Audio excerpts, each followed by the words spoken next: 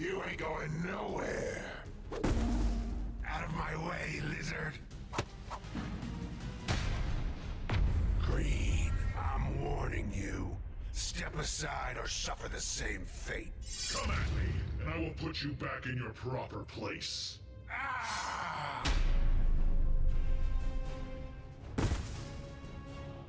You're all just stepping stones. I won't rest until I reach him. Then you'll have to go through me. You don't understand. I had no choice. There are things about this place that you don't know, Blue.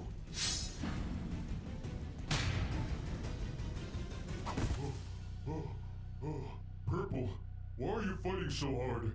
There must be a reason behind all this. Like I said, there are things about this place, about my past, that you don't know. Then enlighten me. Fine, I will tell you my story, Blue. And at the end of it, if you still wish to fight me, then so be it. It all started on that one horrible day. The day of the fire. That was the day that I was left alone in this world. My mom, my dad, my brother, I had lost everything. My family didn't have much, and what we did have was burnt up in that flame. But I'm a survivor, you see. From there, I moved from foster home to foster home, meeting new families and playing them for suckers. I was constantly on the move. If I ever stuck in one place for too long, I started to have nightmares of my old home, my old family, and the fires that swept them all away. Because of my tendency to move around, the school systems didn't know what to do with me. I decided on my own to drop out. From there, I became something of a street rat, robbing what I could from rich passerby, enough to survive, and perhaps a little more.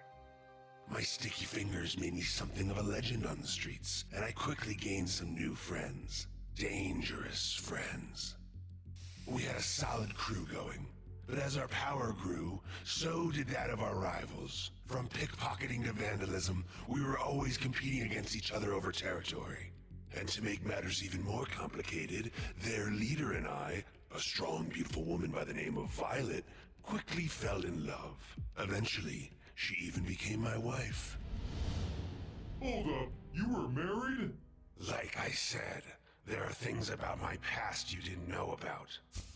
Our romance was done in secret to not anger either side. But eventually, there was too much to hide. My wife had become pregnant. And we both decided, there and then, that we needed out of the game, for good. So we ran away from it. We had gotten good at it after all, running away from life. A year had passed, and my wife gave birth to a beautiful baby girl. We didn't have much after leaving it all behind, but we had each other. We could finally start over. Unfortunately, life had other plans for us. One day, my wife's old group caught up to her as she was buying groceries. They didn't take kindly to what they called deserters and decided to teach her a lesson. She didn't come home that night or any night after. She was gone and I was left alone with our daughter. Without my wife's help, I lost my way again, turned back to a life of petty crime, all in an effort to provide. It was all I knew. I tried to keep my second life from my daughter, but as she grew older, I think she started to suspect her dear old dad wasn't as good of a guy as she thought. Nevertheless, we managed to eke out a humble life for ourselves, even as I struggled to make ends meet. That is, until the day before my daughter's 10th birthday. It was at this time that I first heard the name Rainbow Friends. Apparently, it was all the rage amongst my daughter's classmates. I knew there was no way I could afford to take her there, and I told her as much. She understood, but I could tell deep down that she was disappointed. I resolved to myself that if I couldn't bring her to the Rainbow Friends, then I could bring the Rainbow Friends to her. That night, I made my way to the play place. The place looked abandoned, completely run down. Regardless, I busted in and started my search. There had to be some sort of dolls or other merch I could grab for her. My search took me deep into the play place, and all the while, I was being watched. I finally made my way to what looked like a laboratory when I saw it. Au sein du groupe L'Oréal, 67% du plastique PET utilisé en 2021 était issu de sources recyclées. C'est ainsi que nous créons la beauté qui fait avancer le monde. L'Oréal Group.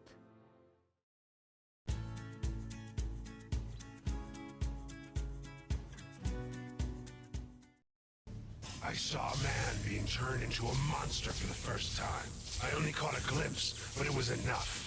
The man who had become red was standing there, laughing, as a larger man was twisted and mutated into becoming who we now know as Orange. It was the most terrifying sight I ever laid eyes on. When it was over, I couldn't help it. I screamed. Red turned to face me, and I'll never forget what he said. Ah, do you want to become my friend too? I ran, but I didn't know where I was going, whereas he knew the facility like the back of his hand. So I ducked into a vent. I sat there in the darkness for a moment until I heard a flame flicker to life. I turned, only to come face to face with the man once more. Boo. I woke up strapped to a table, with Red standing over me. He was holding a binder, full of pictures of me, my wife and my daughter. My, what a tragic life you've led up to this moment, my friend. I am truly sorry. Can it? You're no friend of mine. Temper. Relax. I'm going to offer you a deal, and I highly suggest that you take it. He spoke of a contract between the two of us. He would provide for my daughter, making it so that she would never want for anything in this world ever again. He had a plan to get his riches back to accomplish this, and how I would play a key role in it. Of course, he explained, in order for this plan to succeed, my daughter could never know what happened to me. I knew I could never provide for her. I was nothing but a low-life thief, and so I accepted the terms. It was over in a flash. I might have screamed, but I can hardly remember. Before I knew it, my limbs had grown long and gangly, and my skin became purple.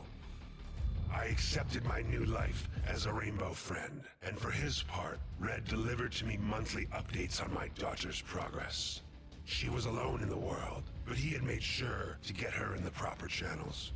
Due to the Rainbow Friend's success, Red became rich, and he had passed a portion of those earnings on to her. She had become successful herself, doing well in school, sports, art, and talent. My little girl had it all. He kept his word, or so it seemed. One day, as we were entertaining the guests as usual, I saw her, my daughter, now fully grown up. She looked just like her mother. I couldn't believe my little daughter had turned into the successful woman that stood before me. And yet, I couldn't bear to face her, so I hid. I was ashamed of what I had become. No daughter should have to see their father in this condition. Then she walked closer. She seemed sad, lonely even, as if she was looking for something. I reached out of the vent to make my presence known, but she was called away by Red. He ushered her out of the room, and I never saw her again. That's a sad story, but I don't understand. You've been here for a long time. Why act out now? It sounds like your daughter is safe. I thought so too, until I found out that it was all a lie. You might recall the police officers that were investigating this place. Well, turns out they were looking for missing persons. Among those missing was my little girl. He lied, Blue. He didn't take care of her. He turned her into another one of his friends. No, that's horrible. Is it too late? I don't know. There hasn't been a new friend made here in a while. But either way, Red's going to pay for what he's done. Are you with me? Let's do this.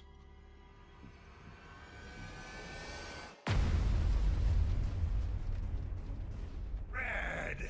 We gotta talk. Yeah! Ah, Purple. I was hoping you would join us. Us? Let me go!